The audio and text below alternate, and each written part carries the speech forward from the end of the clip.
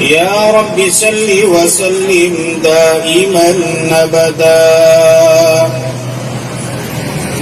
على حبيبك خير الخلق كلهم. قال الله تبارك وتعالى في القرآن الكريم: أعوذ بالله من الشيطان الرجيم. بسم الله الرحمن الرحيم.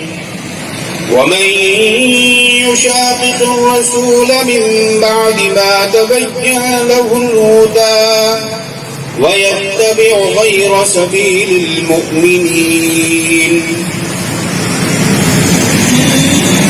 صدق الله العظيم. محمد کی محبت دین حق کی شرط اول ہے. محمد کی محبت دین حق کی شرط اول ہے. اسی میں ہو اگر خامی تو سب کچھ نامکمل ہے. میرے واجب الاحترام بزرگوں، دوستوں اور ساتھیوں، السلام علیکم ورحمۃ اللہ وبرکاتہ. آج آپ کے اس علاقے میں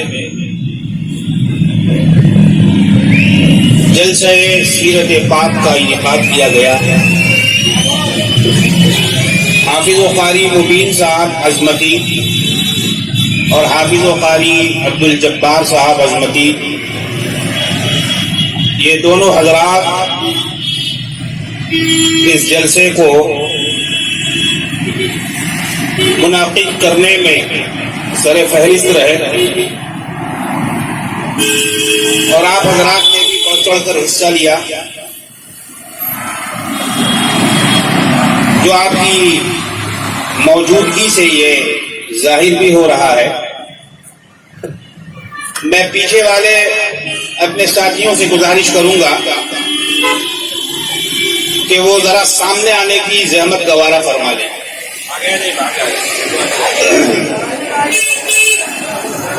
سامنے آ جائیں. اگلی نشستیں جو خالی پڑی ہیں انہیں پر فرما لیں. تب میں بھی دو چار بات آپ سے سلیقے سے کرنے کی کوشش کروں گا اور آپ بھی صحیح سے سننے کی کوشش فرمائیں. آج کے اس تحت الرجال کے دور میں دین پر قائم رہنا، دین پر ثابت قدم رہنا، دین کو فالو کرنا بہت مشکل ہے. کملی والے آقا تاجدار مدینہ جناب محمد الرسول اللہ صلی اللہ تعالی علیہ وسلم نے ارشاد فرمایا تھا کہ ایک زمانہ ایسا آئے گا کہ دین پر چلنا اتنا مشکل ہو جائے گا جتنا مشکل ہتھیلی پر انگارہ رکھنا ہوگا. ہتھیلی پر آگ رکھنا ہوگا، انگارہ رکھنا ہوگا، اتنا ہی مشکل دین پر چلنا ہوگا. وہ ایسا زمانہ ہوگا. آج آپ دیکھ لیجئے قدم قدم پر کفر و الحاد کا دور دورہ ہے. ننگا پن ہے، عریانیت ہے، فحاشی ہے، غلط کاری ہے، سیاہ کاری ہے، بدکاری ہے، گناہ گاری ہے. آج کا انسان یہ سوچنے پر مجبور ہو جاتا ہے کہ ہم اپنے آپ کو کیسے صحیح راستے پر چلاتے رہیں اور کیسے دین کے راستے پر خود کو لگائے رکھیں، اپنے بال بچوں کو لگائے رکھیں اور اپنے گھر والوں کو دین سے جوڑے رکھیں. آج کا انسان یہ بات محسوس کرتا ہے مگر انہیں یہ معلوم ہونا چاہیے، انہیں یہ پتا ہونا چاہیے کہ انہی راستوں سے گزرتے ہوئے بچتے ہوئے جنت کا ایک راستہ ہے، انہی خاردار وادیوں سے گزرتے ہوئے اللہ تبارک و تعالی ہمیں جنت کی طرف لے جانا چاہتا ہے۔ ہر کام شروع میں مشکل ہوتا ہے، لیکن بعد میں وہ کام پھر آسان ہو جاتا ہے، بعد میں وہ کام آسان ہو جاتا ہے، کیونکہ اس کی ہیبٹ پڑنا شروع ہو جاتی ہے، اس کی عادت ہونا شروع ہو جاتی ہے۔ ایک کاریگر ہے، ایک مستری ہے، وہ مستری کیسے بن گیا؟ ماں کے پیٹ سے مستری تو پیدا نہیں ہوا تھا، مستری کے پاس گیا اور اس نے صحبت اٹھائی، اس نے اس کے کام کرنے کے طریقے کو دیکھا اور اس کے بتائے ہوئے اور کہے ہوئے طریقوں پر اس نے عمل کیا تو وہ بھی پکا مستری بن گیا۔ تو یہ عادت ہوئی، تو جب عادت ہو جاتی ہے تو آدمی کو کام کرنے میں سہولت بھی ہو جاتی ہے۔ اللہ نے قرآن کریم میں کیا فرمایا؟ فَإِنَّ مَعَ الْعُسْرِ يُسْرًا إِنَّ مَعَ الْعُسْرِ يُسْرًا إِنَّ مَعَ الْعُسْرِ يُسْرًا۔ ہر تنگی کے بعد، ہر پریشانی کے بعد آسانی ہے۔ اللہ نے دوبارہ ارشاد فرمایا، 2 مرتبہ ارشاد فرمایا، فَإِنَّ مَعَ الْعُسْرِ يُسْرًا، پھر فرمایا إِنَّ مَعَ الْعُسْرِ يُسْرًا۔ اس میں مزید تاکید پیدا فرما کر یہ فرمایا إِنَّ مَعَ الْعُسْرِ يُسْرًا، کہ ہاں بے شک تنگی کے بعد آسانی ہے، پریشانی کے بعد آسانی ہے۔ یہ راستے آج جن پر ہم لوگ چل رہے ہیں، قدم قدم پر انگارے ہیں، قدم قدم پر دقتیں ہیں، قدم قدم پر پریشانیاں ہیں، تو انہی راستوں کو عبور کرتے ہوئے اللہ تبارک و تعالی ہمیں اور آپ کو جنت والے راستے پر انشاءاللہ ایک نہ ایک دن ضرور پہنچائے، بشرطے کہ ہم دین کو فالو کریں، اسلام کو فالو کریں، صحابہ کو فالو کریں۔ آج ہمارا المیہ یہ ہے کہ ہم اولیاء اللہ اور بزرگان دین کے مرتبوں کے قائل تو ہیں، لیکن صحابہ کا کیا مرتبہ ہے اس کے بارے میں ہم کچھ نہیں جانتے۔ حضرات صحابہ کرام رضوان اللہ تعالی علیہ مجمعین کا کیا مقام ہے، ان کا کیا مرتبہ ہے، ان کی کیا افضلیت ہے، ان کی کیا خاصیت ہے، یہ آج ہمیں نہیں پتا، اسی لیے ہم غلو کے شکار ہو جاتے ہیں۔ صحابہ کا مرتبہ اولیاء سے کم کر دیتے ہیں، اولیاء کا مرتبہ صحابہ سے بڑھا دیتے ہیں۔ کس کا کیا مقام ہے، کس کا کیا مرتبہ ہے، یہ ہمیں جاننے کی ضرورت ہے، اور اگر اس بات کو ہم نہیں جانیں گے تو ظاہر ہے کہ ہمارا عقیدہ خراب ہوگا، عقیدہ خراب ہوگا تو جہنم میں پھینکے جائیں گے۔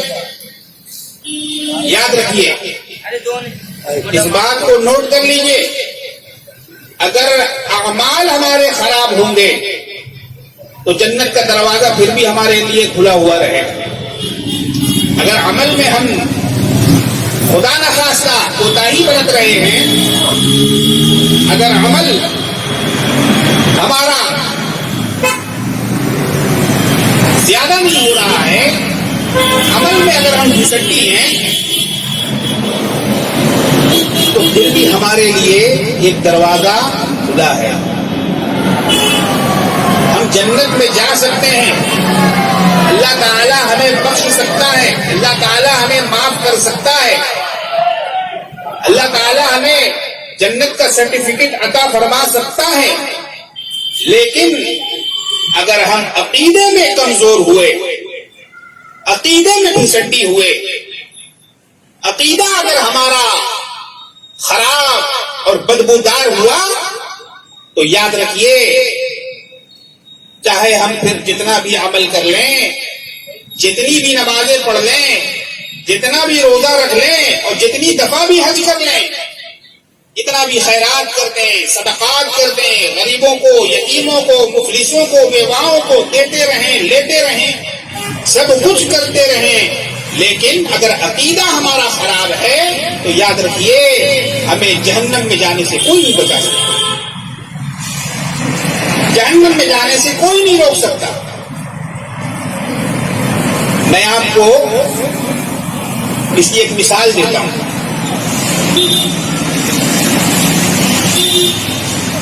اعمال، عمل کی جمع ہے، عمل کرنا، اچھے کام کرنا، اچھے کام کرنا، برے کام کرنا، نماز پڑھنا، روزہ رکھنا، یہ سب کیا ہے؟ یہ اعمال ہے. اعمال کی مثال کیا ہے؟ جیسے اعضاء، ہمارے جو اعضاء ہیں، اعضاء بدن، ہاتھ ہیں، پاؤں ہیں، سر ہیں، دل اور جسم ہیں، یہ کیا ہے؟ یہ اعمال ہے. بات سمجھ میں آ رہی ہے؟ یہ اعمال ہیں. اور جو ہمارا دل ہے یہ ان تمام چیزوں کو کنٹرول کرنے والا ہے. یہ ہمارا جو دل ہے نا، یہ ہاتھ کو کنٹرول کرتا ہے، پاؤں کو کنٹرول کرتا ہے اور پورے اعضاء و جوارح کو کنٹرول کرتا ہے. یہ کنٹرولر ہے. یہ دل جو ہے یہ کنٹرولر ہے. یہ پورے اعضاء و جوارح کو کنٹرول کرتا ہے. دل اگر ہمارا نقصان ہونے کی طرف چل دے، خراب ہونے کی طرف چل دے، بگڑنا شروع کر دے، تو اب یہ بتائیے کہ کیا ہم بچ سکتے ہیں؟ ہاتھ ہے اگر یہ کٹ گیا، پاؤں ہے اگر یہ کٹ گیا، یا جسم کے اور دوسرے اعضاء کو کوئی نقصان پہنچ گیا تو ہم بچ سکتے ہیں یا نہیں بچ سکتے؟ بولیے نا. نیند تو نہیں آ رہی کہیں آپ لوگوں کو؟ بچ سکتے ہیں نا؟ اگر ہمارا ہاتھ پاؤں کٹ جائے یا کسی بھی طرح سے زائل ہو جائے تو پھر بھی ہم بچ سکتے ہیں. لیکن اگر ہمارا دل خراب ہو جائے، ہارٹ اٹیک ہو جائے، دل میں سوراخ ہو جائے تو پھر ہم نہیں بچ سکتے. تو یہ عقیدہ جو ہے یہ دل کے برابر ہے. خوب اچھی طرح سے سمجھ لیجیے اس بات. عقیدہ کس کے برابر ہے؟ دل کے برابر ہے. اگر عقیدہ صحیح تو سب کچھ صحیح ہے، اور عقیدہ خراب تو سب کچھ خراب ہے. اس لیے آج کے اس دور میں ہر طرف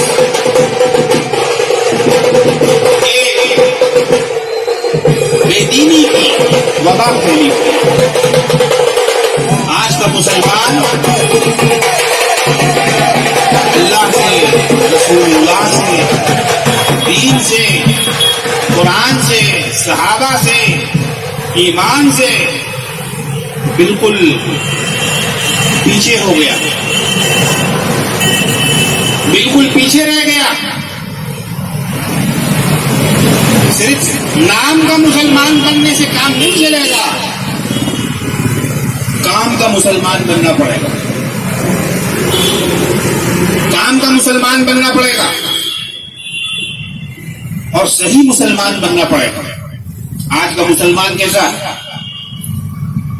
جھوٹا ہے، بدماش ہے، بدتمیز ہے، ڈکیت ہے، زانی ہے، پیکڑ ہے، شرابی ہے، جواری ہے۔ ایسے مسلمانوں کی ضرورت نہ اللہ کو ہے اور نہ اللہ کے پیارے رسول جناب محمد الرسول اللہ صلی اللہ تعالی علیہ وسلم کو ہے۔ سیرت پر چلیے، رسول کی سیرت پر چلیے، رسول کے اسوے پر تک چلیے، رسول کے طریقے پر چلیے۔ رسول نے ہم کو کیا سکھایا ہے، رسول کی طرف سے ہمارے پاس کیا پیغام آیا ہے۔ رسول نے دنیا کے بارے میں ہمیں کیا بتایا، آخرت کے بارے میں ہمیں کیا بتایا، دین کے بارے میں کیا بتایا، اخلاقیات کے بارے میں کیا بتایا، معاشرت کے بارے میں کیا بتایا۔ ان تمام چیزوں کو آج سیکھنے کی ضرورت ہے۔ اگر صحیح مسلمان بننا ہے، پکا مسلمان بننا ہے تو، اور ایسے ہی نام کا مسلمان بن کے اس دنیا سے رخصت ہو جانا ہے تو اس کی بات الگ ہے، اس کی بات الگ ہے۔ حال یہ ہو گیا ہے کہ مسجدوں میں زیادہ تر اگر آپ سروے کیجئے گا یا آپ مسجد میں آنا جانا کرتے رہتے ہیں، پنج وقتہ نمازی ہیں، تو آپ نے دیکھا ہوگا کہ اکثر و بیشتر بوڑھے لوگ مسجدوں میں ملتے ہیں۔ اکثر و بیشتر جو حضرات بوڑھے ہوتے ہیں، عمر دراز ہوتے ہیں، مسجدوں میں وہی نظر آتے ہیں۔ نوجوانوں کو کیا ہو گیا؟ ان کے لیے کیا نماز نہیں ہے؟ ان کے لیے کیا خدا نہیں ہے؟ ان کے لیے کیا خدا کا رسول نہیں ہے؟ یہ صرف ڈرامہ کریں گے؟ یہ صرف کیا 12 ربیع الاول کے موقع پر بڑے بڑے جھنڈے اٹھا کر اور جھوٹ موٹ کا نبی کا پاک نام لیں گے، یہ جتانے اور بتانے کے لیے کہ ہم عاشق رسول ہیں؟ عاشق رسول وہ ہوگا جو مسجدوں کو بھرے گا، عاشق رسول وہ ہوگا جو پنج وقتہ نمازوں کا اہتمام کرے گا اور اس کی فکر کرے گا۔ عاشق رسول وہ ہوگا جو فجر کی نماز نہیں ضائع ہونے دے گا۔ کون کتنا بڑا عاشق رسول ہے وہ فجر کی نماز میں پتہ چل جاتا ہے، صبح سے لے کے رات تک لگا رہا، سڑک پر دوڑتا رہا اور نام لیتا رہا۔ اس کا سرکار مدینہ جناب محمد الرسول اللہ صلی اللہ تعالی علیہ وسلم کا، اور رات ہوئی پی کے سو گیا۔ یہ پیکڑ کہلائے گا کہ ہم عاشق رسول ہیں؟ یہ جواری کہلائے گا کہ ہم عاشق رسول ہیں؟ یہ شرابی کہلائے گا کہ ہم عاشق رسول ہیں؟ عاشق رسول کون ہے؟ مکے میں جب یہ اعلان ہوا، مدینہ طیبہ میں جب یہ اعلان کیا گیا کہ آج سے شراب بند کی جاتی ہے، اب کوئی شراب نہیں پیے گا، قرآن کا حکم نازل ہو گیا، اللہ کے رسول نے حضرات صحابہ سے یہ اعلان کروا دیا کہ جاؤ جا کر کہہ دو، لوگوں سے بتا دو، لوگوں سے کہہ دو کہ آج سے شراب کی حرمت نازل ہو گئی، شراب اب حرام ہو گئی، شراب اب منع کر دی گئی، اب کوئی شراب نہیں پی سکتا۔ تو جب صحابہ کو معلوم ہوا اس وقت تک شراب حرام نہیں تھی، کیونکہ عربوں کی گٹھی میں شراب پینا تھا، گٹھی میں شراب تھی، شراب کے رسیاں تھے، کثرت سے شراب پی جاتی تھی، بڑے بڑے ڈرم ہوا کرتے تھے شراب کے، جو لکڑیوں کے بنے ہوئے ہوتے تھے، اور اس میں وہ شراب رہتی تھی، اور جو شراب جتنی پرانی ہوتی ہے اس کی ڈیمانڈ بھی اتنی ہوتی ہے اور اس کی قیمت بھی اتنی ہوتی ہے۔ ایک صحابی کا واقعہ میں آپ کو سنا رہا ہوں۔ جب یہ اعلان ہوا تو بہت ساری شراب ملک شام سے ان کے پاس آ رہی تھی، گویا ان کا وہ مال تھا، وہ سرمایہ تھا، اور انہوں نے پیسے لگا کر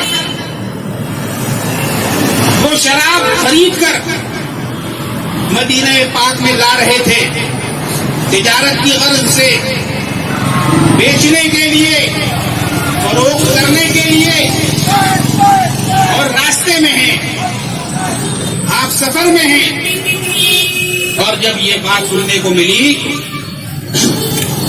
کہ شراب کی حرمت آ گئی ہے، قرآن میں نازل ہو گیا ہے کہ اب شراب نہیں پینا ہے، جب انہیں یہ بات پتہ چلی تو انہوں نے اسی جگہ راستے میں اثناء سفر میں اپنے نوکروں سے کہا ان تمام شرابوں کو نالیوں میں بھسا دو، کنڈیل دو اور انہیں ضائع کر دو۔ چنانچہ ایک خطیر رقم کی وہ شراب تھی، بہت پیسے لگے تھے اس میں، اس کو خریدنے کے لیے، اور وہ تجارت کی غرض سے مدینہ طیبہ میں لانا چاہتے تھے، لیکن جب حضور صلی اللہ علیہ وسلم کی یہ بات ان کی کانوں تک پہنچی تو انہوں نے فرمایا کہ ان تمام شرابوں کو بہا دیا جائے۔ لہذا بڑے بڑے وہ ڈرم تھے شراب کے، ان ڈرموں کو، ان کے منہ کو کھول کر بہا دیا گیا، اور اس طرح سے وہ شرابیں ضائع کی گئی۔ یہ کیا ہے؟ یہ کون ہے؟ یہ عاشق رسول ہیں، یہ عاشق رسول ہیں، یہ رسول پر جان چھڑکنے والے ہیں، یہ رسول کو ماننے والے ہیں، یہ رسول کا خامخواہ نام نہیں لیتے بلکہ رسول کے نام کو پھیلانے والے، اور ہم لوگ تو رسول کے نام پر صرف اپنی روٹیاں سیک رہے ہیں، اپنا الو سیدھا کر رہے ہیں، اپنا کام بنتا بھاڑ میں جائے جنتا، ٹوپی رکھ لو، داڑھی رکھ لو، کرتا لمبا پہن لو، اور ڈنڈی بھی مارتے رہو، حج پہ حج بھی کرتے رہو، گلاٹھی بھی مارتے رہو، پیسہ بھی دباتے رہو، مال بھی دوسرے کا کھاتے رہو، دوسرے کی جائیداد بھی ہڑپ کرتے رہو، بہن کی حصے میں جو چیزیں نکل رہی ہیں ان کو بھی اپنے جیب میں بھرتے رہو۔ آج کا یہ مسلمان، آج کا ایسا مسلمان ہے، ایسا مسلمان نہیں چاہیے، اور نہ ایسا مسلمان کو جنت کا ویزا مل سکتا ہے، اور نہ ایسے مسلمان کو جنت کی سند مل سکتی۔ صحابہ کو ملی جنت کی سند، حضرات صحابہ کرام کو ملی جنت کی سند۔ اللہ تعالیٰ نے حضرات صحابہ کرام کے نام کو اتنا اونچا کیا، اتنا بلند کیا کہ جہاں بھی ہمارے سرکار مدینہ صلی اللہ علیہ وسلم کا نام آئے گا وہاں وہاں حضرات صحابہ کا بھی نام آئے گا۔ ہر جگہ حضور کے ساتھی ہر جگہ نظر آئیں گے، آپ کو خندق میں نظر آئیں گے، احد میں نظر آئیں گے، حنین میں نظر آئیں گے، بدر میں نظر آئیں گے۔ آئیں گے، مکے میں نظر آئیں گے، مدینے میں نظر آئیں گے، ہر جگہ حضرات صحابہ آپ کو نظر آئیں گے. وہ صحابہ جن کے بارے میں قرآن بھی تعریف کرتا ہے. اللہ تبارک و تعالی نے قرآن کریم میں ارشاد فرمایا محمد الرسول اللہ والذین معه اشداء علی الکفار. محمد الرسول اللہ، محمد اللہ کے رسول ہیں. والذین معه، اور جو لوگ ان کے ساتھ ہیں یعنی حضرات صحابہ، حضرت ابو بکر صدیق، حضرت عمر فاروق، حضرت عثمان غنی، حضرت علی مرتضی، حضرت طلحہ، حضرت زبیر، یہ تمام حضرات صحابہ کرام رضوان اللہ تعالی علیہم اجمعین کی جماعت حضور کی ایک ایک بات پر عمل کرنے والی تھی. حضور کی ایک ایک بات پر جان قربان کرنے والی تھی.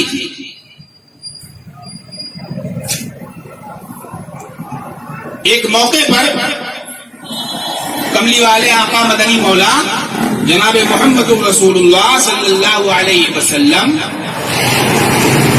مسجد نبوی میں واز فرما رہے تھے.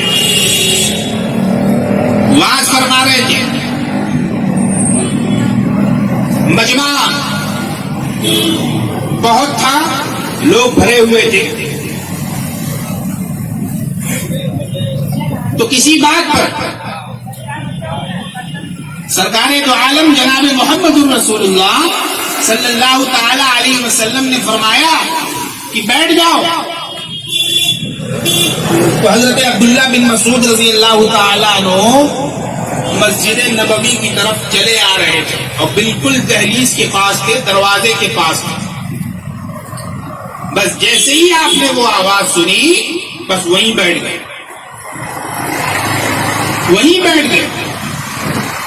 حالانکہ حضور نے حضرت عبداللہ بن مسعود رضی اللہ تعالیٰ عنہ سے نہیں کہا، آپ سے نہیں فرمایا، کسی اور سے کہا، کسی اور سے فرمایا. لیکن حضرت عبداللہ بن مسعود رضی اللہ تعالیٰ عنہ وہیں بیٹھ گئے. بعد میں جب سرکار رسالت مآب صلی اللہ علیہ وسلم نے پوچھا کہ عبداللہ تم وہاں کیسے بیٹھ گئے تھے، تم وہاں کیوں بیٹھ گئے تھے؟ فرمایا کہ یا رسول اللہ صلی اللہ علیہ وسلم آپ کا فرمان ہو اور عبداللہ بن مسعود کی جرأت ہو، ایسا تو نہیں ہو سکتا. آپ نے ارشاد فرمایا، عبداللہ وہیں بیٹھ گئے. آپ نے حکم دیا کہ بیٹھ جاؤ، حکم دیا. آپ کے حکم کی تعمیل کی خاطر میں وہیں اسی وقت بیٹھ گیا. میرے محترم بزرگوں اور دوستوں، دین سراپا سیکھنے کا نام ہے، عمل کرنے کا نام ہے. صرف دکھاوے سے کچھ نہیں ہوتا، دکھاوا کرنے سے کچھ نہیں ہوتا. عمل کرنا پڑتا ہے، عمل کرنا پڑتا ہے. میں نے شروع میں جس آیت کریمہ کی تلاوت کی، اللہ تعالیٰ نے اس میں ارشاد فرمایا من یشاقق الرسول من بعد ما تبین له الہدی. رونگٹے کھڑے کر دینے والی آیت ہے یہ، یاد رکھیے. دہلا دینے والی آیت ہے یہ، جھنجھوڑ دینے والی آیات ہے یہ. اللہ نے کیا فرمایا قرآن میں؟ من یشاقق الرسول، جو رسول کی مخالفت کرے گا، رسول کی مخالفت کرے گا، یعنی رسول کا طریقہ چھوڑ کر اپنا الگ طریقہ اپنائے گا، الگ راستہ چلے گا. الگ طور طریقہ اختیار کرے گا، اس کے بارے میں اللہ تبارک و تعالی ارشاد فرما رہے ہیں من یشاقق الرسول، جو رسول کی مخالفت کرے گا، ان کی باتوں کو ماننے سے انکار کرے گا، ان کی سنت پر چلنے سے پیچھے رہے گا، من بعد اس کے تبین لہ الہدی، کہ اس کے لیے ہدایت واضح ہو چکی، حق آ چکا ہے، قرآن نازل ہو چکا ہے، اللہ نے اللہ کے رسول کو اس دنیا میں مبعوث فرما دیا ہے، آپ نے رسالت کا اقرار کر دیا ہے، حق واضح ہو چکا ہے، اس کے باوجود بھی اگر کوئی رسول کی راہ کی خلاف ورزی کرے گا، رسول کے راستے سے ہٹ کر چلے گا اور اپنا الگ دین بنائے گا، اپنی الگ شریعت بنائے گا، اپنا الگ قرآن بنائے گا، اپنی الگ عبادات کی شکل اختیار کرے گا، اس کے بارے میں اللہ فرما رہے ہیں من یشاقق الرسول من بعد ما تبین لہ الہدی ویتبع غیر سبیل المؤمنین، اور مومنوں کے راستے کے علاوہ راستہ اختیار کرے گا، کافروں کا راستہ اختیار کرے گا، مشرکوں کا راستہ اختیار کرے گا، عیسائیوں کا راستہ اختیار کرے گا، یہودیوں کا راستہ اختیار کرے گا، مجوسیوں کا راستہ اختیار کرے گا، یا دنیا میں اور دوسری قوموں کا راستہ اختیار کرے گا، اس کے بارے میں ارشاد فرمایا، اسی کے بارے میں فرمایا، کسی اور چیز کے بارے میں نہیں، اسی کے بارے میں فرمایا وَيَتَّبِعُ غَيْرَ سَبِيلِ الْمُؤْمِنِينَ، تو ہم کیا کریں گے؟ نُوَلِّهِ مَا تَوَلَّى، ہم پھیر دیں گے اس کو جس کی طرف وہ جانا چاہتا ہے۔ اگر وہ ہیپی برتھڈے منانے پر مصر ہے کہ ہم ہیپی برتھڈے منا کے رہیں گے، تو اللہ تبارک و تعالیٰ اس کو اسی راستے پر چلا کر رہے گا۔ بات سمجھ میں آ رہی ہے؟ آج مسلمانوں میں بہت کثرت سے ہیپی برتھڈے منایا جا رہا ہے، کیکوں کا انتظام کیا جا رہا ہے، غیروں کی نقالی کی جا رہی ہے، کیک کے اوپر موم بتیاں جلائی جا رہی ہیں، انہیں پھونکا جا رہا ہے، انہیں کاٹا جا رہا ہے، اپنے معصوم بچوں سے کٹوایا جا رہا ہے۔ جس پیغمبر نے، جس نبی نے، جس ہادی نے، جس پیشوا نے، جس مصطفیٰ نے امت کو سکھایا کہ تیرا بچہ جب پیدا ہو، تیرا بچہ جب دنیا میں آئے، تیرے بچے کی جب پیدائش ہو تو اس کے ایک کان میں اقامت کر، دوسرے کان میں اذان کر، وہاں سے اس کا وہ سلسلہ شروع کر، اور جب وہ بچہ بڑا ہو جائے، جوان ہو جائے، ادھیڑ ہو جائے، اور اس کو بڑھاپا آ جائے، اور اس کا انتقال ہو جائے، اور اس کی قضا آ جائے، تو اس کے لیے کیا کر؟ اس کے لیے نماز جنازہ پڑھ اور اسے دفن کر۔ آج یہ امتیوں کا کیا حال بنا ہوا ہے کہ رسول کے اس ارشاد پر، رسول کے اس فرمان پر کان دھرنے کو تیار نہیں، رسول کی بات ماننے کو تیار نہیں۔ آج کا کون سا ایسا شخص ہے، کون سا ایسا مسلمان ہے جو اس بات کو تسلیم نہیں کرتا کہ یہ غیر شرعی ہے، یہ ہیپی برتھڈے منانا شریعت کی خلاف ورزی ہے۔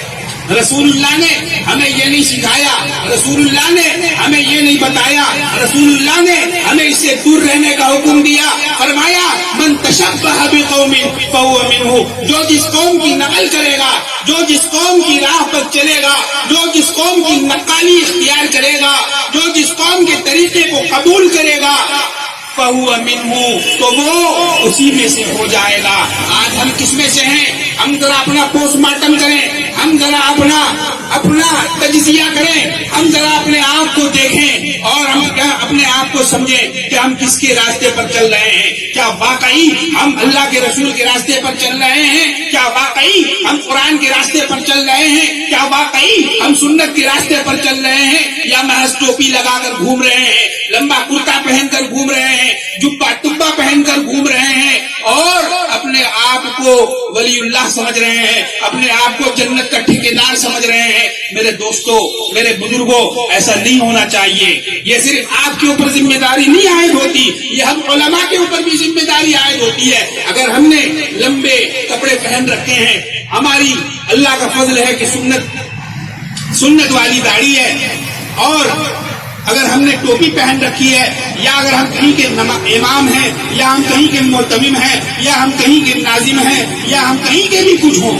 لیکن ہمیں بھی شریعت پر چلنے کا حکم ہے، ہمیں بھی سنت پر چلنے کا حکم ہے، ہمیں بھی نمازوں کا اہتمام کرنے کی ضرورت ہے، ہمیں بھی اللہ کو راضی کرنے کا حکم ہے۔ ہم صرف دکھاوا کر کے اپنی جنت نہیں بنا سکتے، ہم دکھاوا کر کے اپنے جہنم اپنے لیے جو ہے تجویز کر سکتے ہیں، لیکن جنت نہیں بنا سکتے۔